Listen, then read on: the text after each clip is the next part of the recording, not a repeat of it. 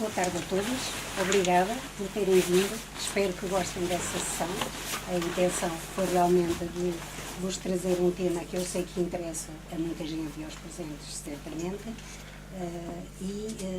ouvir um especialista que tem para mim a dupla qualidade de conhecer o lado dos aeroportos, mas conhecer também o lado dos clientes. E, portanto, isso é muito importante para nós, pessoas dos aeroportos, dar a palavra também a alguém que, do lado das companhias aéreas, nos pode trazer outra visão sobre estes temas que ocupam os nossos dias presentemente.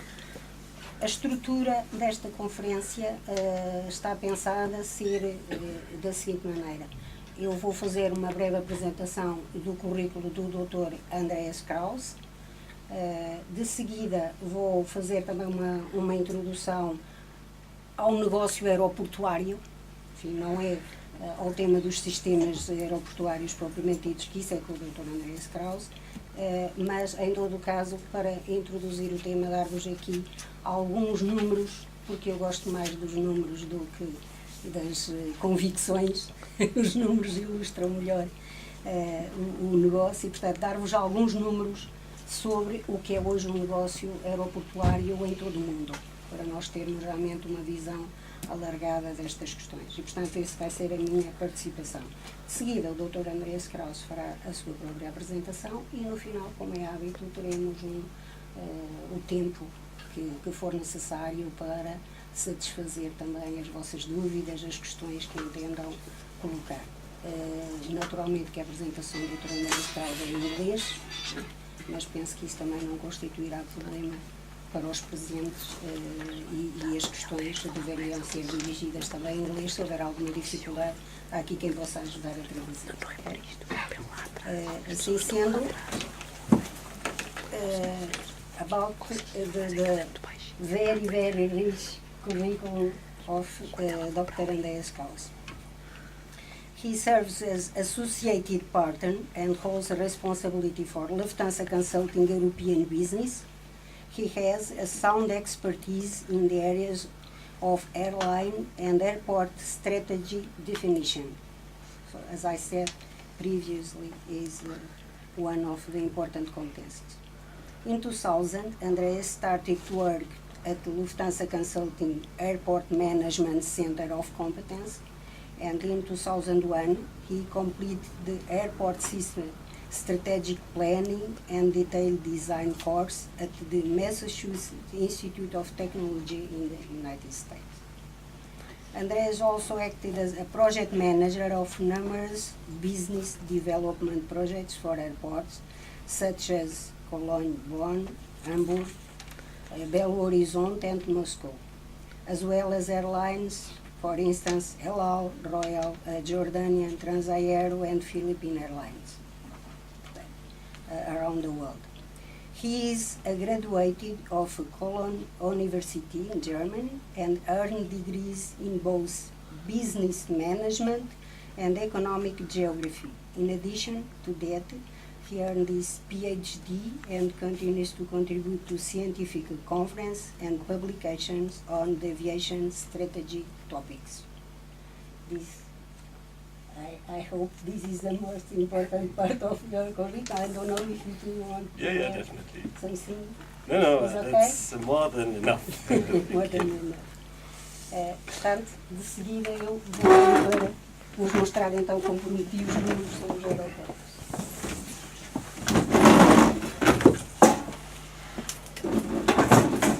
Não é estranho para os presentes dizer que o negócio dos aeroportos impressiona pelo impacto que tem nas economias dos países e das regiões. E esse impacto é ao nível das receitas, ao nível do emprego, ao nível do valor acrescentado. Tudo isso hoje é visto, e em todo o mundo, não só na Europa, realmente com muito cuidado pelos decisores políticos em ordem a maximizar, digamos, esse impacto e tirar o máximo proveito possível destes potentes motores económicos que são hoje claramente os aeroportos.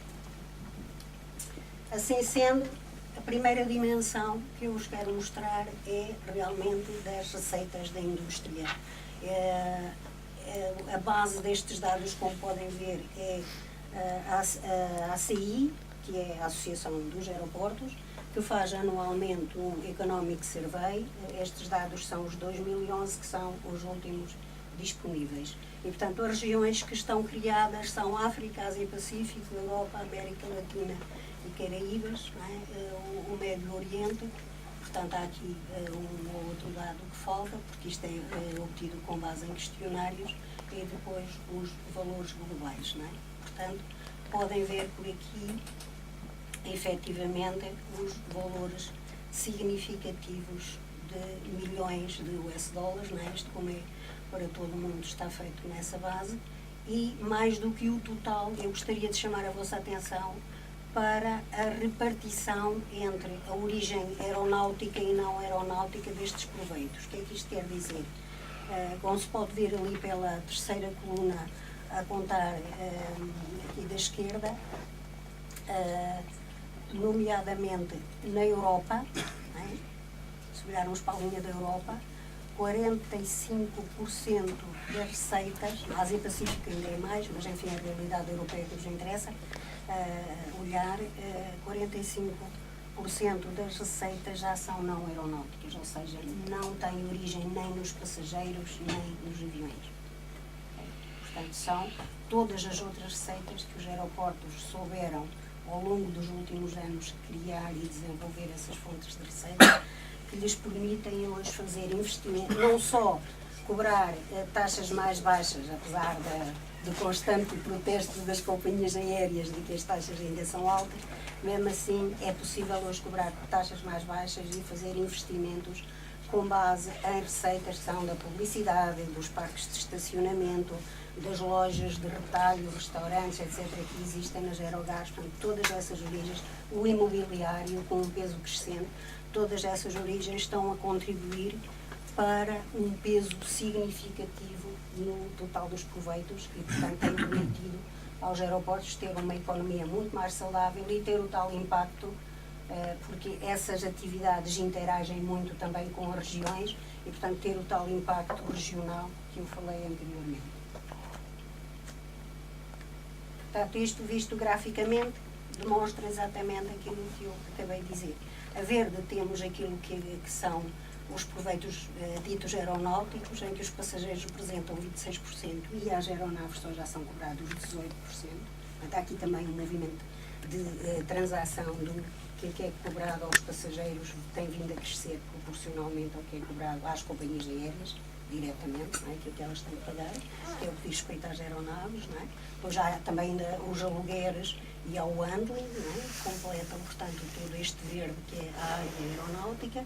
Azul temos tudo o que é não aeronáutico, com alguns segmentos, por exemplo, como o imobiliário já a atingir 7%, o parking também, o retalho na ordem dos 12%, e a amarelo tem ali uma outra fatia que se chama receitas de não operação.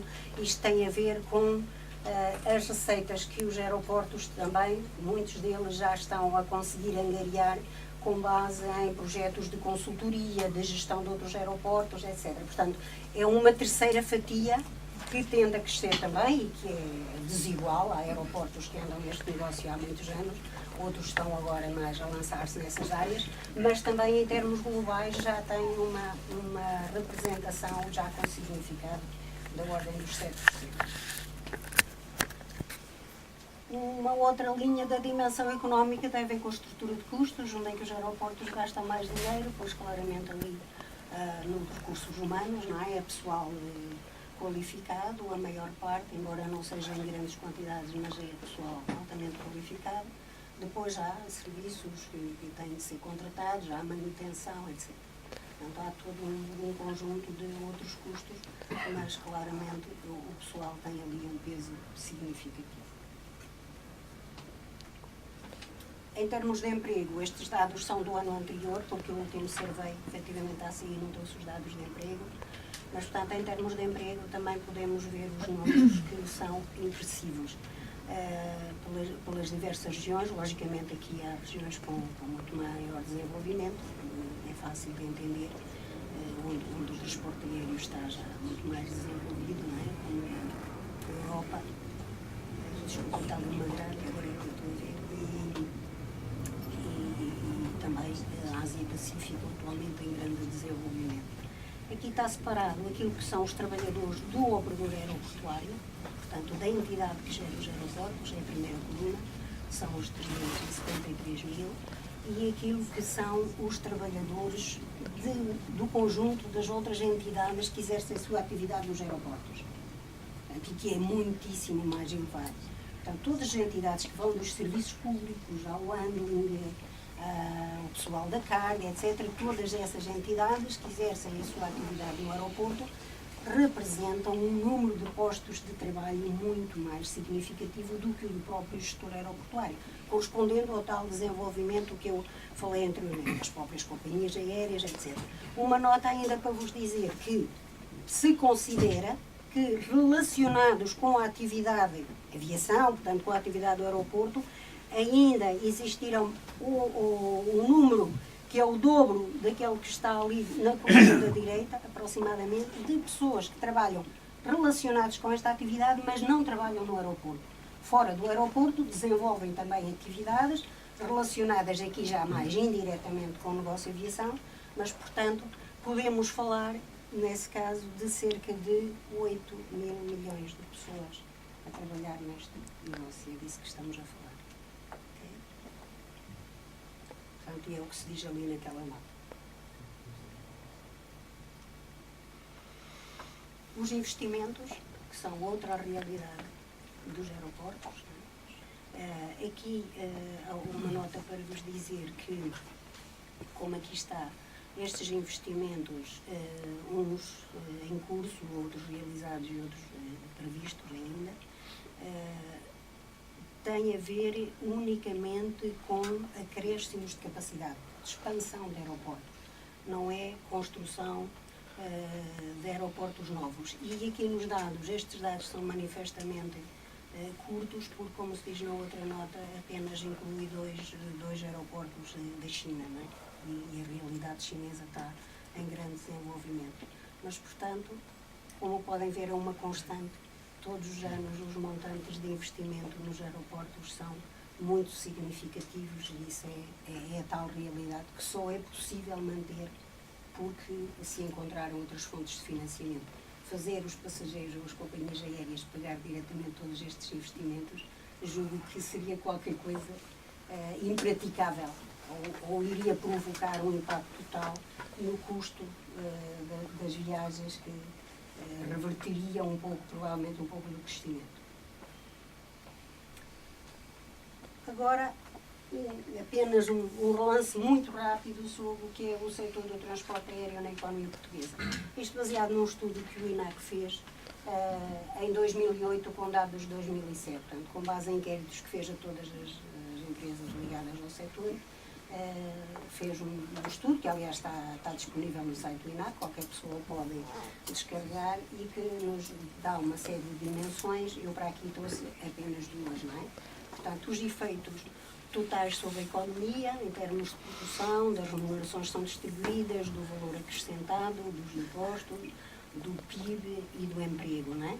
Portanto, entre nós temos 79 mil pessoas a trabalhar neste setor, aquilo que disse, isto, emprego direto, não é?